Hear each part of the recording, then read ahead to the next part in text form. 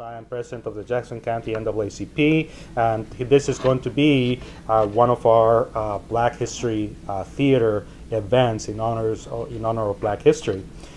A few words to get this started. African American history reached a milestone in November of 2008 with the election of President Barack Obama, an event that we as a country are still processing. As we see every day, we have very stark attitudes, difficult attitudes that seek to obstruct the program and deny accomplishments of an already important figure in our nation's history, and a good part of that seems to be done through the filter of racism and evaluating someone in terms of their race.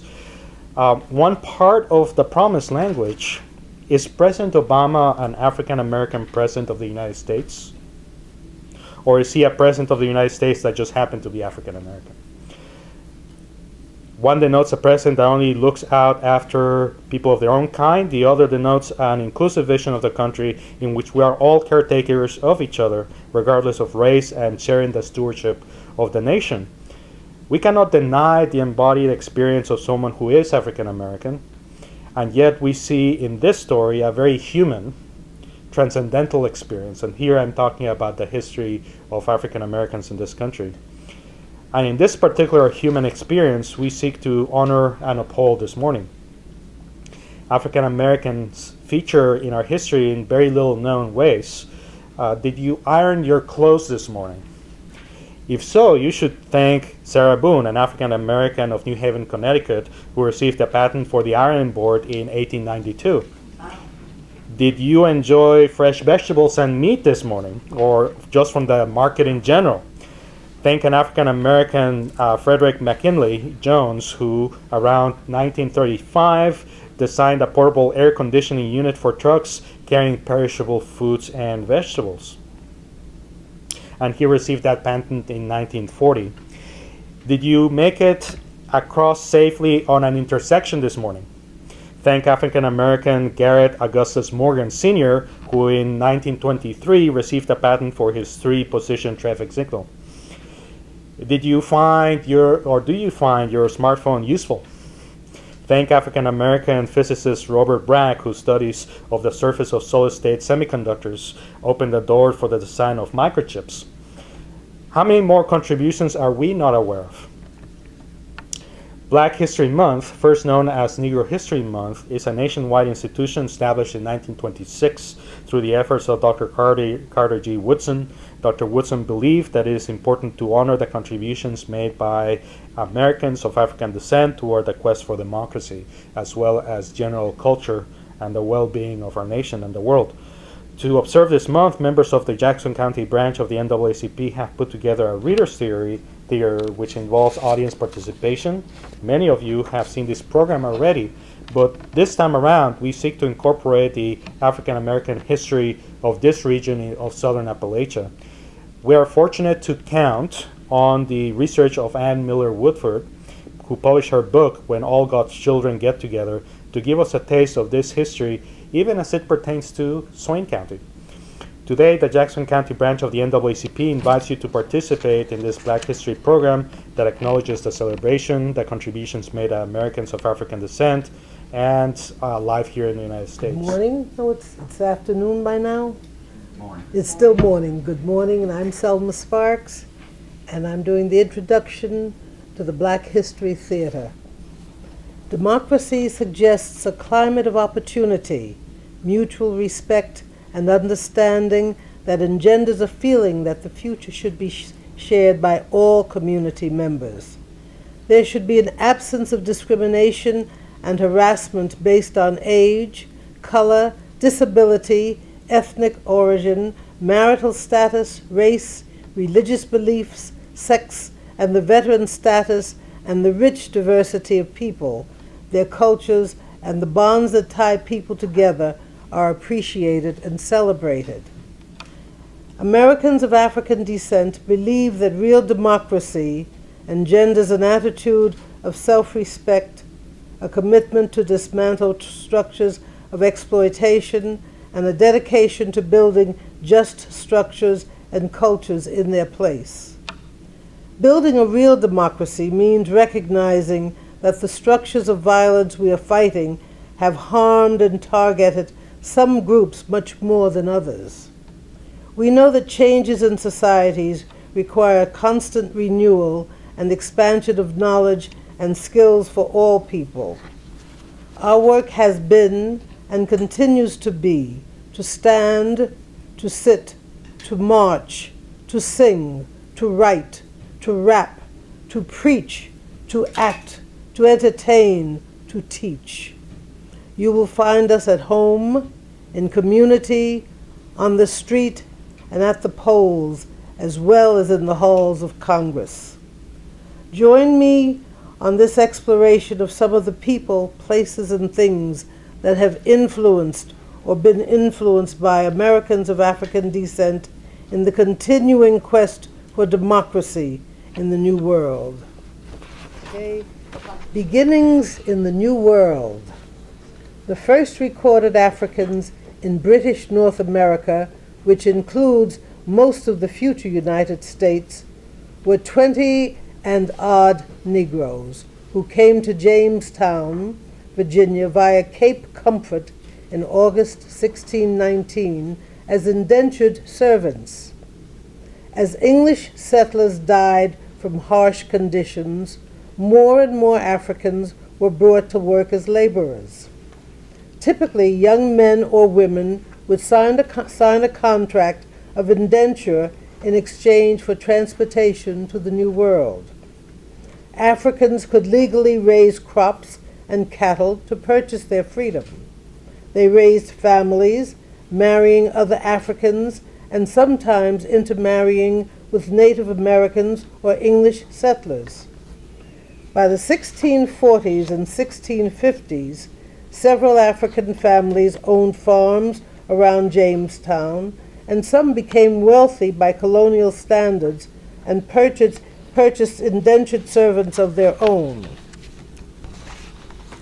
John Punch was an African who lived in the colony of Virginia during the 17th century. In July 1640, the Virginia Governor's Council sentenced him to serve for the remainder of his life as punishment for running away to Maryland. In contrast, 2 European men who also ran away with him were sentenced to longer indentures, but not total loss of future prospects for freedom. Give me my water. My mouth is getting so dry I can't. Thank you.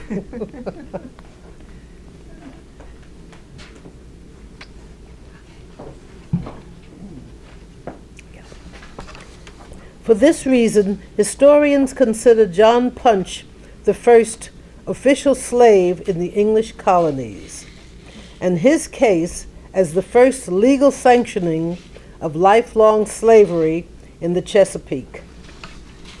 Historians also consider this to be one of the first legal distinctions between Europeans and Africans made in the colony, and his case a key milestone in the development of the institution of slavery in the United States.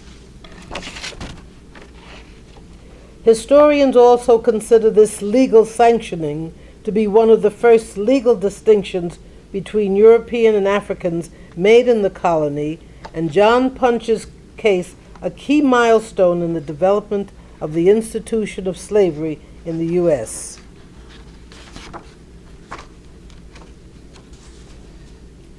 During the 1770s, Africans, both enslaved and free, helped rebellious English colonists secure American independence by defeating the British in America.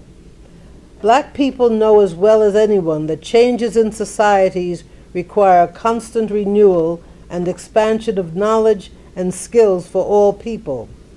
Therefore, we have and continue to stand, sit, march, sing, write, rap, preach, act, entertain, and teach. That's a repetition, yes. Sorry about that, but that was there. Okay, so join me in the exploration of some of the people, places, and things that have influenced or been influenced by Americans of African descent. That's right.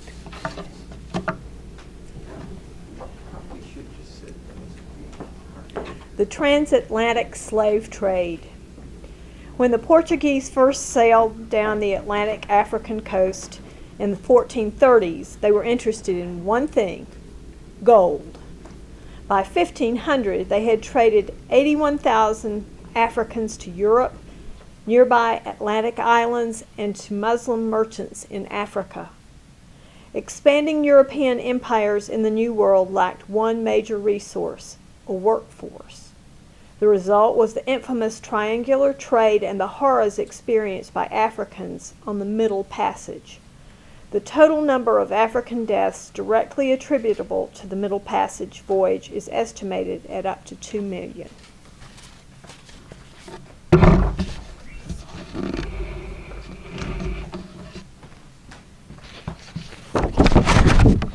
Slave ships. Throughout the height of the Atlantic slave trade, 1570 through 1808, slave ships were normally smaller than the traditional cargo ship, with most slave ships weighing between 150 and 250 tons. This equated to about 350 to 450 enslaved Africans on each slave ship. An estimated 15% of the Africans died at sea.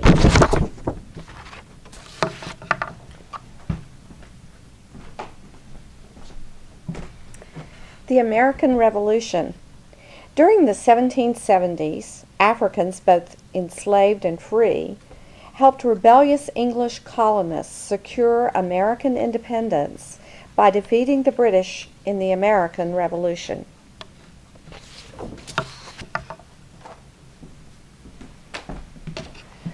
Negro spirituals.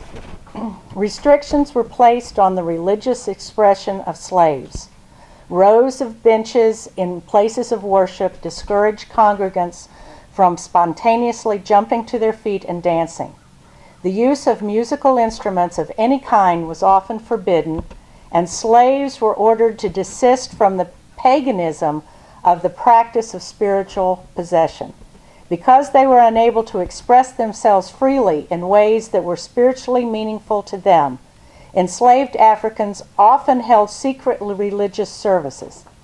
During these meetings, worshipers were free to engage in African religious rituals such as spiritual possession, speaking in tongues, and shuffling in counterclockwise ring shouts to praise phrases, communal shouts, and chants. Although numerous rhythmical and sonic elements of Negro spirituals can be traced to African sources, Negro spirituals are a musical form that is indigenous and specific to the religious experience in the United States of Africans and their descendants. It was there also that enslaved Africans further crafted the impromptu musical expression of field songs into the so-called line singing and intricate multi-part harmonies of struggle and overcoming, faith, forbearance, and hope that have come to be known as Negro spirituals. Spirituals were also a more significant secret meaning of communication. Songs like Steal Away or Swing Low, Sweet Chariot, raised unexpectedly in a dusty field or sung softly in the dark of night, signaled that the coast was clear and the time to escape had come. Leaving dry land and taking to the water was a common strategy to throw pursuing bloodhounds off one's trail. The River Jordan became the Ohio River, or the Mississippi, or another body of water that had to be crossed on the journey to freedom. Wade in the Water contained explicit instructions to fugitive slaves on how to avoid capture and the route to take successfully make their way to freedom.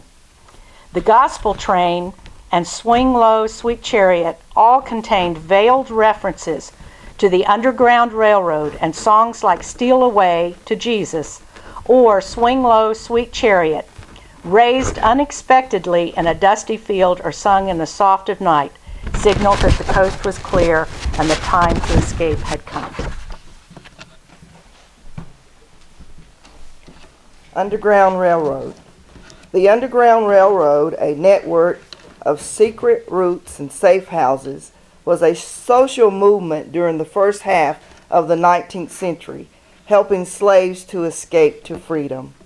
It is a term applied to abolitionists, both black and white, free and enslaved, who aided the fugitive slaves. It engaged abolitionists committed to immediate and concrete action against slavery. It was a grassroots, spiritually influenced effort, and it facilitated the creation of the most potent weapon against social inequality, first-hand testimony of the evils of slavery.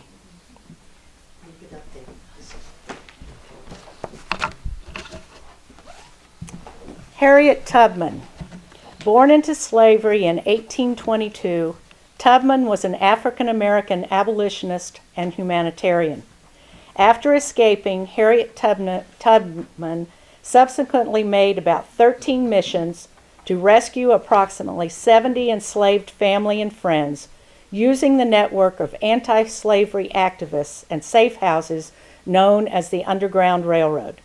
During the American Civil War, Harriet was a Union spy. She died in 1913. Frederick Douglass. Douglass, born in 1818 in Talbot County, Maryland, was an African-American social reformer, orator, writer, and statesman. After escaping from slavery, he became a leader of the abolitionist movement, gaining note for his dazzling oratory and incisive anti-slavery writing. He stood as a living counterexample to slaveholders' arguments that slaves lacked the intellectual capacity to function as independent American citizens.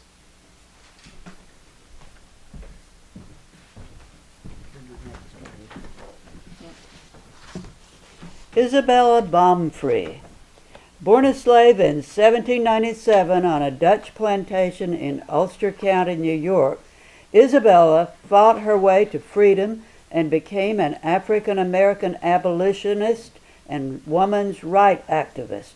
When her son Peter was sold south after slavery was abolished in New York State, she went to court and sued to get him returned north. She became the first black woman to win such a case against a white man. Her best-known extemporaneous speech on gender inequalities, "Ain't I a Woman?" was delivered in 1851 at the Women's Rights Convention in Akron, Ohio. We know her as Sojourner Truth.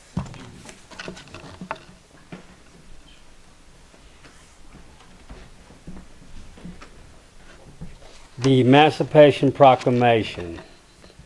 This executive order was issued by Abraham Lincoln on January 1st in 1863. It proclaimed the freedom of slaves in 10 states that were still in rebellion. It applied to more than 3 million of the 4 million slaves in the United States at the time.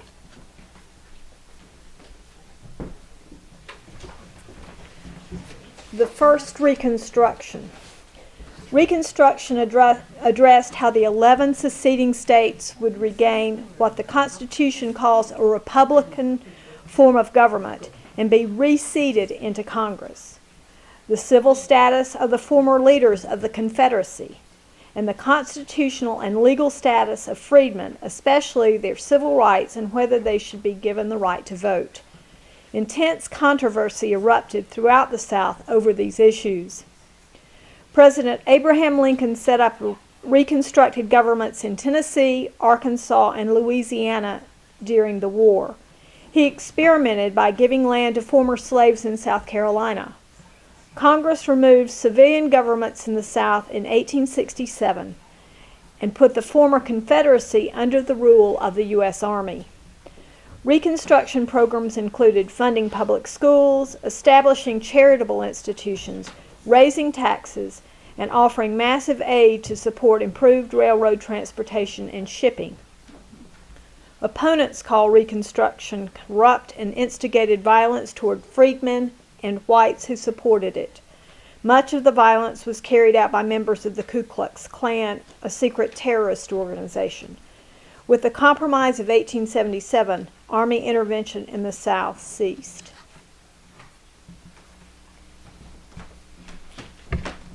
The 15th Amendment to the United States Constitution prohibits the federal and state governments from denying a citizen the right to vote based on that citizen's race, color, or previous condition of servitude. It was ratified on February 3rd, 1870.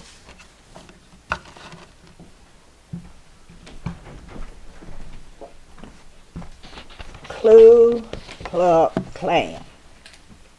Founded in 1866, the Ku Klux Klan, known as the KKK, extended into almost every southern state by 1870 and became a vehicle for white Southern resistance to the Republican Party Reconstruction area policies aimed at establishing political and economic equality for blacks.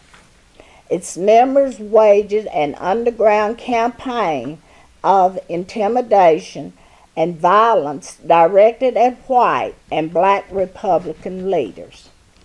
Though Congress passed legislation designed to curb Ku Klux Klan terrorism, the organization saw its primary goal, the reestablishment of white supremacy, fulfilled through Democratic victory in state legislation across the South in the 1870s.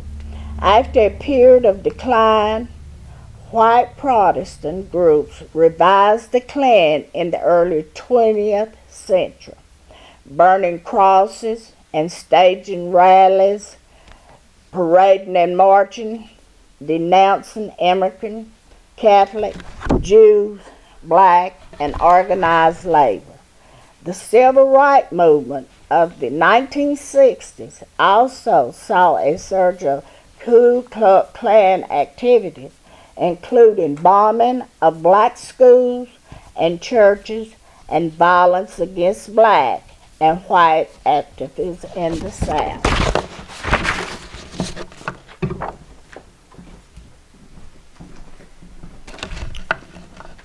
Jim Crow laws. The origin of the phrase Jim Crow has often been attributed to Jump Crow, a song and dance caricature of blacks performed by white actor Thomas D. Rice in blackface, which first surfaced in 1832 and was used to satirize Andrew Jackson's populist policies.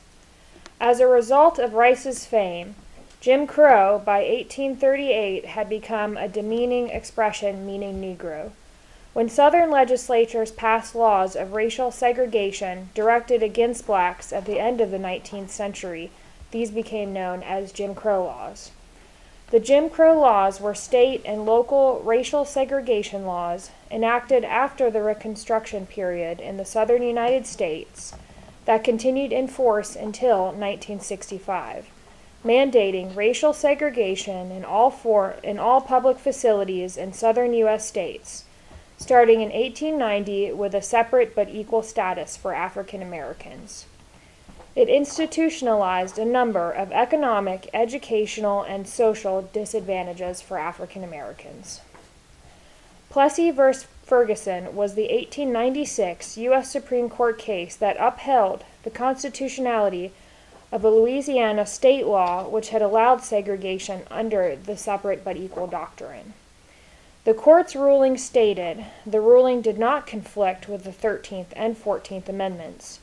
Restrictive legislation based on race continued, and its reasoning was not overturned until 1954.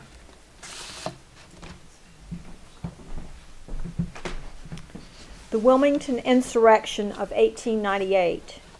This event, also known as the Wilmington Massacre or the Wilmington Race Riot, began in Wilmington, North Carolina on November 10th, 1898 and continued for several days. This event is considered a turning point in post-Reconstruction North Carolina politics and is credited as ushering in an era of severe racial segregation and disenfranchisement of African Americans throughout the southeastern United States. In Democracy Betrayed, which Laura Edwards published in 2000, she wrote that what happened in Wilmington became an affirmation of white supremacy, not just in that city, but in the South and in the nation as a whole. Originally described by European Americans as a race riot, suggesting that African Americans were at fault, the event is now classified as a coup d'etat. That day, white Democratic Party insurgents overthrew the legitimately elected local government, and a mob of nearly 2,000 white men attacked the only black newspaper in the state, as well as persons and property in black neighborhoods, killing between 15 and 60 victims.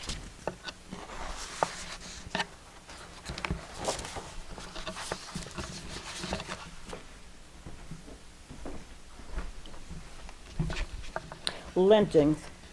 For many African Americans growing up in the South in the 19th and 20th century, the threat of lynching was commonplace. The popular image of an angry white mob stringing a black man up a tree is only half the story. Lynching, an act of terror, was meant to spread fear among blacks and serve the broad social purpose of maintaining white supremacy in economics, social, and in political spheres. Although the practice of lynching had existed since before slavery, it gained momentum during Reconstruction. Vibrant black towns had sprung up across the South, and African Americans had begun to make political and economic inroads by registering to vote, establishing businesses, and running for public office. Many whites, landowners and poor whites, felt threatened by this rise in black prominence. Foremost on their minds was a fear of sex between the races.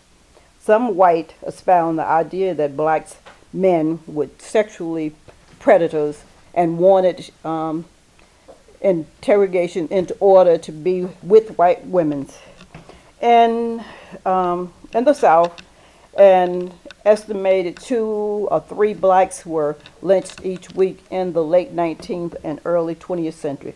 In Mississippi alone, 500 were lynched from the 1800s to the 1955. Nationwide, the figure climbed to nearly 5,000. According to black journalist and editor Ida B. Wells, who launched a fierce anti-lynching campaign in the 1890s, the lynching of successful black people was a means of subordinating potentially black economic competitors. Wells, who was later held for the National Association for the Advancement of Colored People, was forced to flee Memphis after her office was torched.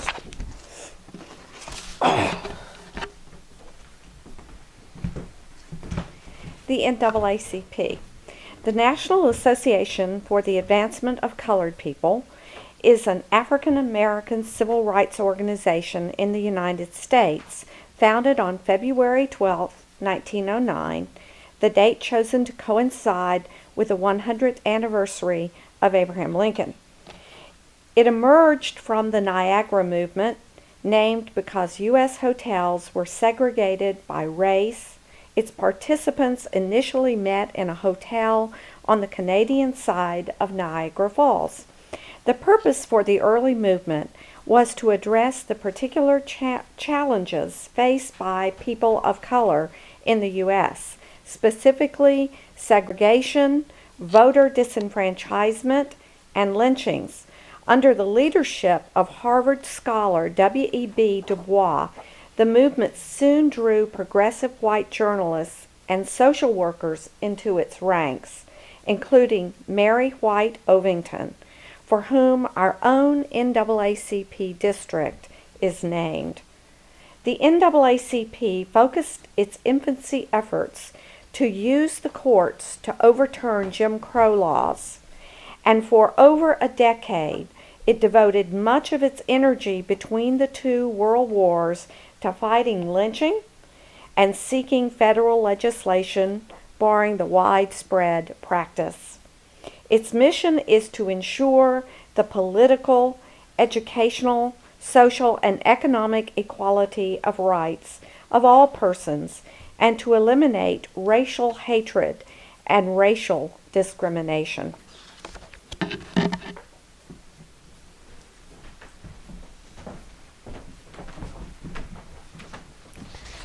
Plessy versus Ferguson, 1896, was a landmark United States Supreme Court decision upholding the constitutionality of state laws requiring racial segregation in public facilities, under the doctrine of separate versus but equal. Separate but equal for decades remained standard doctrine in U.S. law. The New Orleans Committee of Citizens, which brought the suit, had arranged for Homer Plessy's arrest after his act of civil disobedience to challenge Louisiana's segregation law, stated, "We as freemen still believe that we were right and our cause is sacred."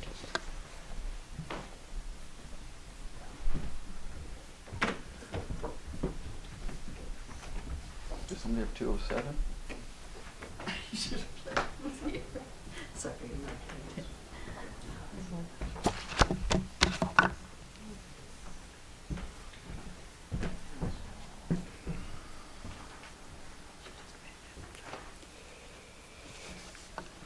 Western North Carolina black churches.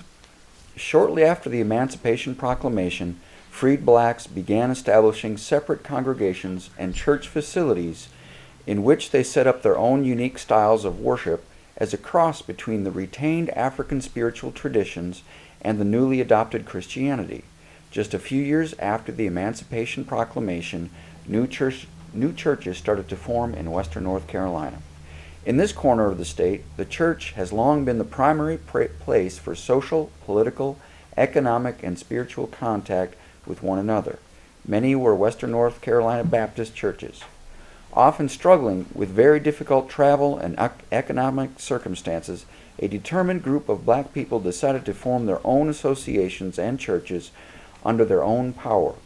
Thus, the Waynesville Baptist Association was formed in 1880 after having been voted on at the Bethlehem Baptist Church in Franklin in 1879.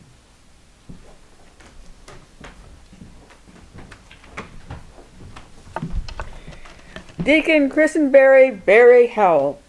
Freed slave communities were nurtured by strong women and men. One of them was Deacon Christenberry Howell, who lived from 1855 to 1938.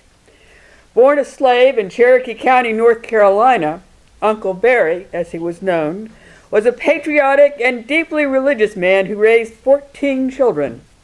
8 of his boys would serve in the world wars to defend democracy.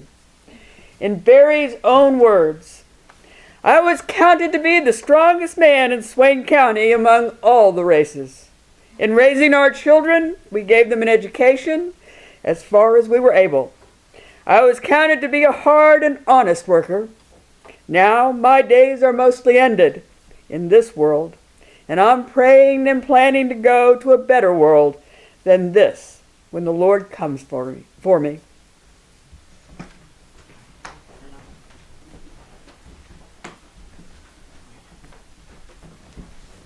I want to thank all of you who have read so far, and this is the end of the second section. We're ready for the third Reconstruction period, the second Reconstruction period.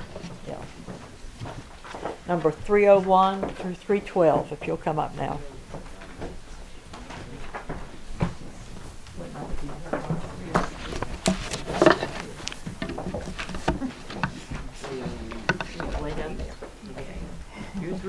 one also. 300.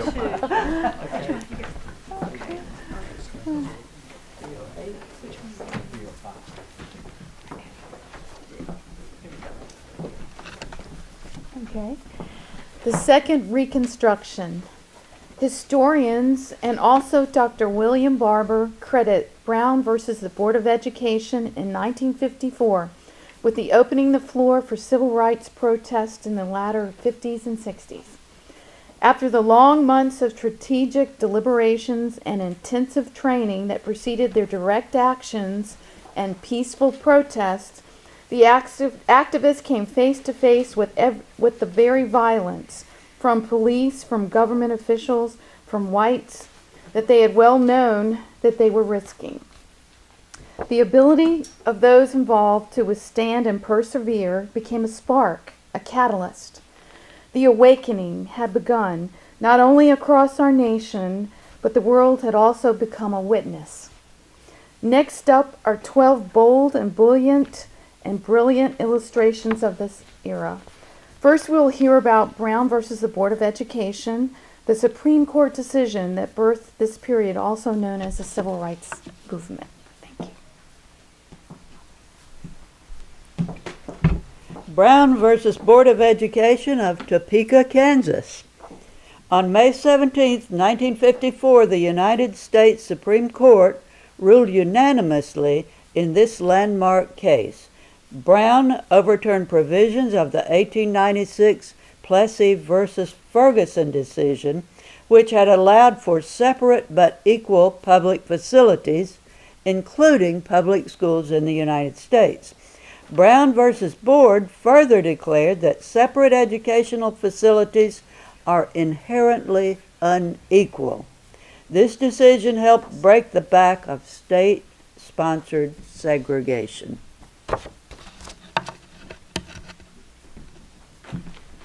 The Highlander Center. The Highlander Center was founded in 1932 in New Market, Tennessee, as both a cultural center and a school for social justice training. During the 50s, it played a critical role in developing leadership in the civil rights movement. Rosa Parks had studied at Highlander just 4 months before her refusal to give up her bus seat, which led to her subsequent arrest in Montgomery, Alabama.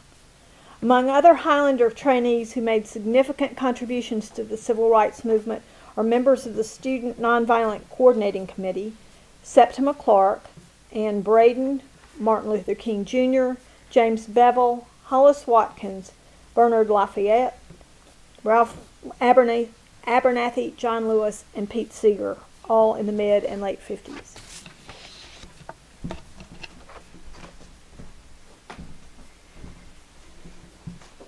Birmingham. In spring of 1963, after the lunch counter sit-ins, marches on city halls, and boycotts on the downtown merchants defying segregation laws had begun, peaceful demonstrations were met with violent attacks from the local authorities. The use of high-pressure fire hoses and police dogs on men, women, and children produced for the world the iconic, troubling images of the civil rights movement. One of the major turning points in the civil rights movement, Birmingham, was called the beginning of the end of hundreds of years in the struggle for freedom.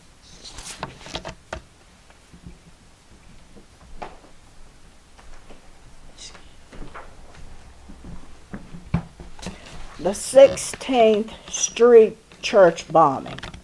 On September the 15, 1963, a bomb exploded at a predominantly black church in Birmingham, Alabama. This Baptist church also served as a frequent meeting place for civil rights leaders. By 1963, homemade bombs set off in Birmingham. Black homes and churches were such common occurrence that the city had earned the label Birmingham.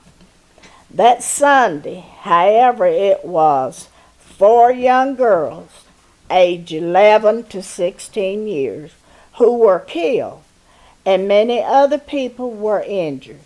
Outraged over the incident, and the violence clash between protesters and police that followed helped to show the entire nation how heartless, dangerous the struggle for civil rights had come for African Americans.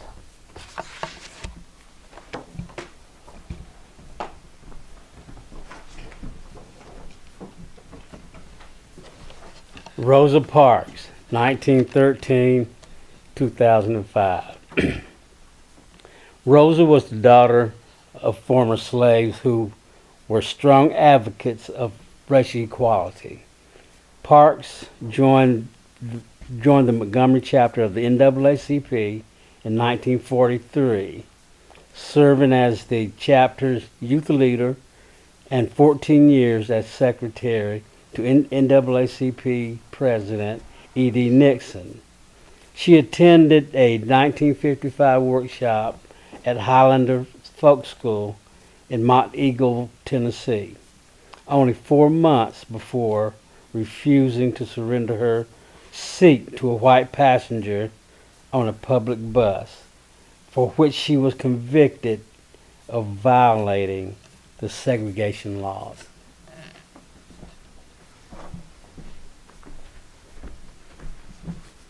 The Montgomery Bus Boycott.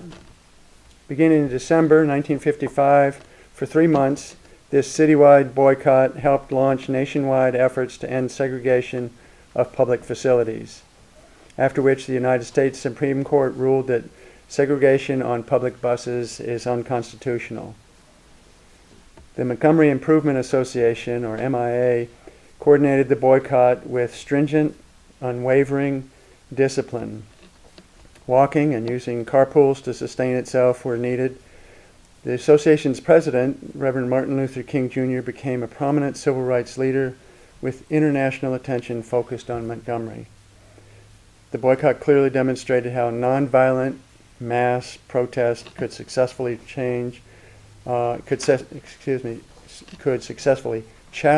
racial injustice.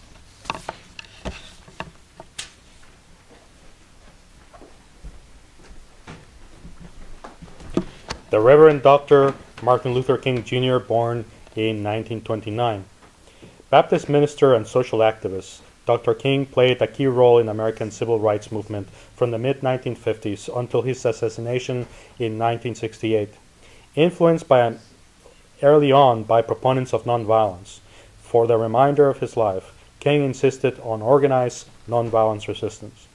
He helped found and led the Southern Christian Leadership Conference to gain full equality of African Americans. Near the end of his life, King broadened his activism to address issues such as the Vietnam War and poverty among Americans of all races. Since 1986, his memory is honored by the federal holiday in January that bears his name.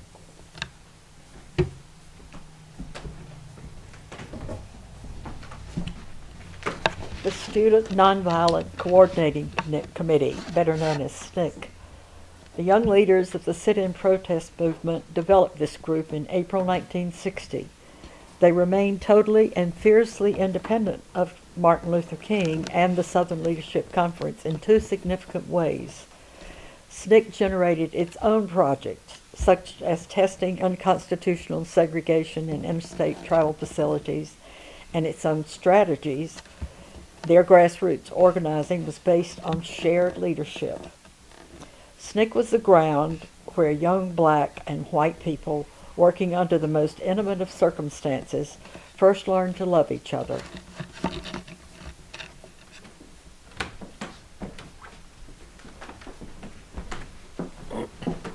Malcolm X. Malcolm X, born Malcolm Little on May 19, 1925, and murdered on February 21, 1965, was an African-American Muslim minister and a human rights activist. To his admirers, he was a courageous advocate for rights of blacks, a man who indicted white America in the harshest terms for its crimes against black Americans. Many African Americans, especially those who lived in cities in the northern and western United States, felt that Malcolm X articulated their complaints concerning inequality better than the mainstream civil rights movement did. Perhaps his most significant contribution was his original realization that black Americans are part of an international citizenry which he called Pan-Africanism. A recognized worldwide black coalition would be a stronger card to play, Malcolm urged, in gaining civil rights in the U.S. Malcolm's many travels in Africa brought a conversion which changed him in many ways. A quote of his is illuminating, quote, "I was no less angry than I had been, but at the same time, the true brotherhood I had seen in the Holy World had influenced me to recognize that anger can blind human vision," close quote. Malcolm had started the building of an all-black organization whose ultimate objective was to help create a society in which there could exist honest white-black brotherhood. And that was Brother Malcolm's statement about the organization that he started, but he was murdered before he had a chance to really get it going.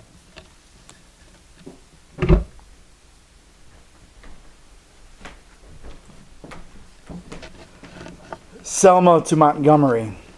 On February 18, 1965, just 50 years ago, state troopers joined the Marion, Alabama police to end an evening march. In the ensuing clash, 26-year-old church deacon Jimmy Lee Jackson was fatally shot. Thousands of activists in Marion and nearby Selma soon set out to march from Selma to the state capitol in Montgomery. On March 25th, Martin Luther King Jr. and his nonviolent followers finally reached the Capitol steps of Montgomery. After a 5-day, 54-mile march from Selma, the site where local African Americans had been campaigning with SINC and SCLC for voting rights.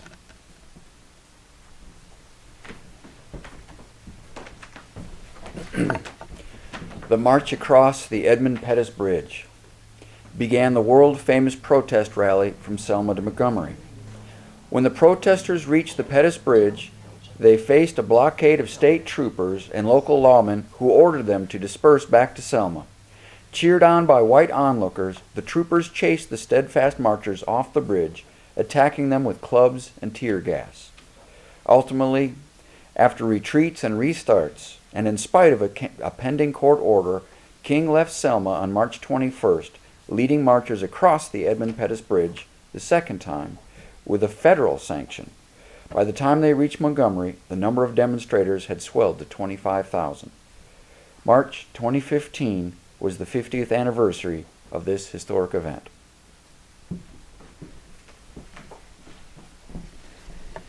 The Third Reconstruction. In 2013, coming back to North Carolina after attending the 50th anniversary of the March on Washington, Reverend William Barber said, quote, "I have come home to the beginnings of a third Reconstruction. After America's first Reconstruction was attacked by the lynch mobs of white supremacists in the 1870s, it took nearly 100 years for a second Reconstruction to emerge in the Civil Rights Movement. Though we ended Jim Crow segregation in the 1960s, structural inequality has become more sophisticated in the backlash against black citizens. But the wealth divide that is rooted in our history of race-based slavery is more extreme than it has ever been. Nothing less than a third Reconstruction holds the promise of healing our nation's wounds and birthing a better future for all." End quote. His analysis is the basis for the moral movement about to be described. Ready? At the beginning of the 21st century, we have seen the election of the first African American president, who is a president of and for all Americans. This has been countered by the push of the Tea Party and the powerful money interests who have supported the election of ideologically progressive legislatures. We have seen the election of state assemblies that seek to overturn critical aspects of the Civil Rights Act and the Voting Rights Act of 1965, which will disenfranchise and disempower people of color. As a result, we find ourselves in the middle of a third Reconstruction. Broad coalitions led by the NAACP and the historic thousands on John Street People's Assembly are fighting to speak up for the disenfranchised and others left behind by ideologically driven laws. We have witnessed the rise of the Moral Mondays, which will continue until just and fair laws are passed.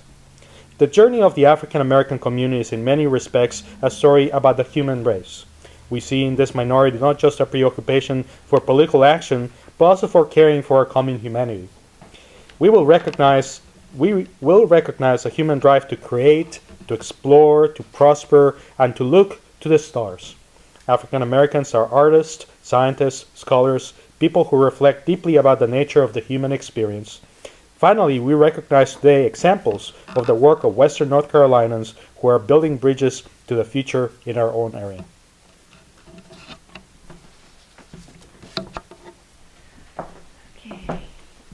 President Barack Obama. Barack Hussein Obama II, born August 4th, 1961, is the 44th and current President of the United States and the first African American to hold the office. Born in Honolulu, Hawaii, Obama is a graduate of Columbia University and Harvard University Law School, where he served as president of the Harvard Law Review.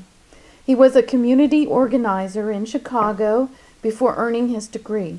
Obama worked as a civil rights attorney and taught constitutional law at Chicago Law School from 1992 to 2004. He served 3 terms as representative from the 13th District in the Illinois Senate from 1997 to 2004, running unsuccessfully for the U.S. House of Representatives in 2000.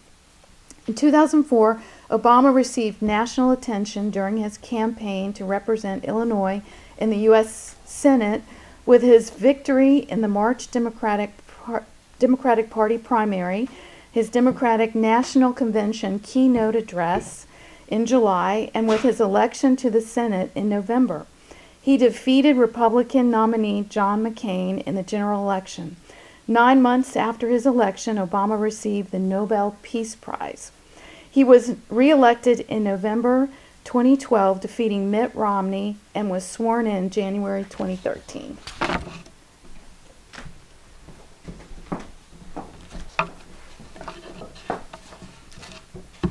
The Reverend and Dr. William J. Barber II is the president of the North Carolina State Conference of the NAACP. He is a national board member and a national NAACP chair of the Legislative Political Action Committee. The Reverend Barber serves as the convener of the Forward Together Moral Monday movement and the HK People's Assembly. Reverend Barber, along with local, state, and national NAACP leaders, has helped to lead the fight for voter rights, just redistricting, healthcare reform, labor and worker rights, educational equality, protection of immigrant rights, reparation for women survivors of and release of the Wilmington 10. The Reverend Barber has been arrested 3 times for civil disobedience when he was standing for educational, economic, and equal justice. HK People's Assembly. HK stands for the Historic Thousands on Jones Street. In December of 2006, Reverend Dr. William J. Barber II, who also serves as president of the North Carolina NAACP State Conference, convened the first HK organizing meeting with a diverse group of some of North Carolina's best organizers, political scientists, lawyers, religious leaders, and activists. In February of 2007, less than 2 months later, HK kicked off its first annual HK People's Assembly, where more than 3,500 supporters attended and sanctioned and signed the coalition's HK 14-point People's Agenda, which included action steps. And as we know, last Saturday was the 10th annual march with over about 40,000 people, from what I understand. The HK coalition has since transformed that 14-point agenda into comprehensive reform bills that have been introduced in North Carolina General Assembly legislative sessions.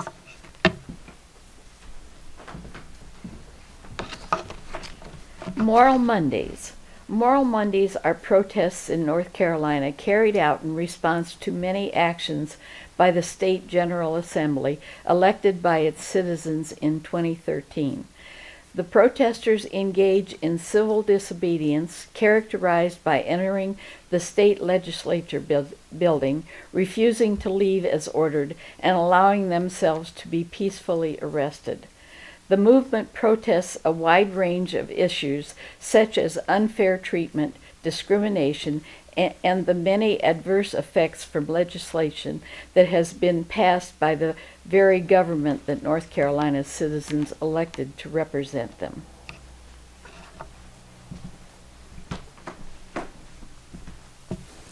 Neil deGrasse Tyson. Neil deGrasse Tyson, born October 5th, 1958, is an African-American astrophysicist, cosmologist, author, and science communicator. He is currently the Frederick P. Rose Director of the Haydn Planetarium at the Rose Center for Earth and Science and Research Associate in the Department of Astrophysics at the American Museum of Natural History. From 1995 to 2005, Tyson wrote the monthly Universe column for the Natural History magazine. From 2006 to 2011, he hosted the educational television show Nova, Science Now on PBS, and has been a frequent guest on The Daily Show, The Colbert Report, and Real Time with Bill Maher. Since 2009, he has hosted the weekly radio show Star Trek. In 2014, he hosted a television series Cosmos, a sequel to Carl Sagan's 1980 series Cosmos: A Spacetime Journey. A personal voyage which has inspired millions to see the beauty of science and to seek a future among the stars.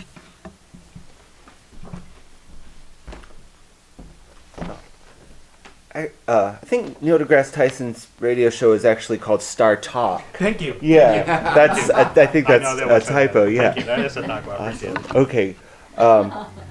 May Carol Jemison, born October 17, 1956. That's actually my birthday too.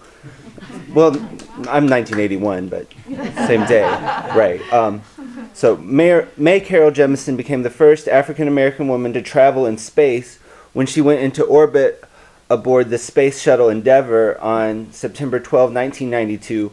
After her medical education and a brief general practice, Jemison served in the Peace Corps from 1985 to 1987 when she was selected by NASA to join the Astronaut Corps. She resigned from NASA in 1993 to form a research company focusing on the application of technology to daily life. She has appeared on television several times, including as an actress in an episode of Star Trek: The Next Generation. She is a dancer and holds 9 honorary doctorates in science, engineering, letters, and the humanities. She is the current principal of the 100-Year Starship Foundation, the goal of which is to create a business plan which will last 100 years in order to foster research needed for interstellar travel.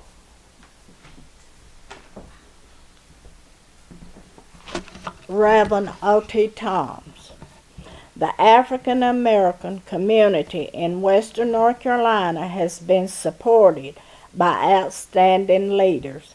Another of them is Rev O.T. Toms, who has served Morningstar Baptist Church since 1974. He is a person who lives and breathes a holistic lifestyle and ministry, being a strong advocate of physical and spiritual fitness and racial inclusion. The son of a sharecropper, he has preached in 3 continents.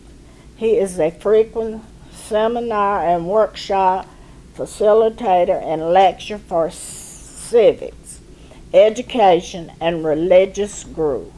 He is a contributor to the book From Proclamation to Practice, a unique African American approach to Christian stewardship. Toms is the founder of the Build and Bridge formation, which brings people of all races and faiths together for better understanding of racism by nurturing honest conversation about its impact in society. He was twice honored with the City of Asheville Martin Luther King Jr. Award by the Asheville-Buncombe County Mohawk community, and the Outstanding Person of the Year by the Land of Sky Regional Council.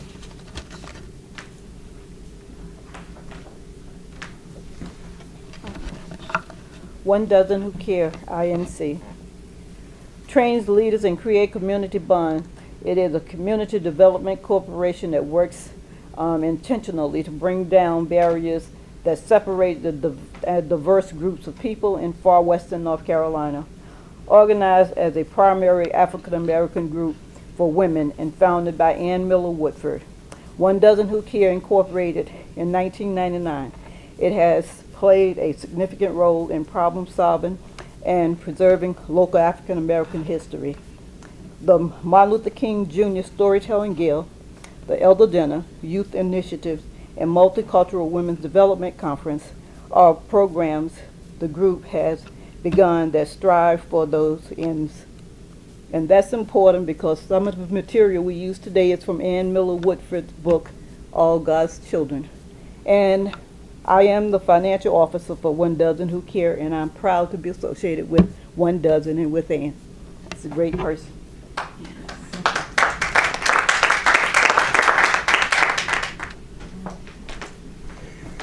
Just right here, I'd like to take this moment and thank each and every one for participating in this beautiful outfit that Lucy has put on. Lucy has been in contact with me, I know, for the last 5 months. We've been talking about this particular day. It's really been a joy and a blessing to my soul. I hope that this is not the last meeting that will be at Morningstar Baptist Church. So I welcome all to Morningstar Baptist Church, and thank you all for participating. Thank you.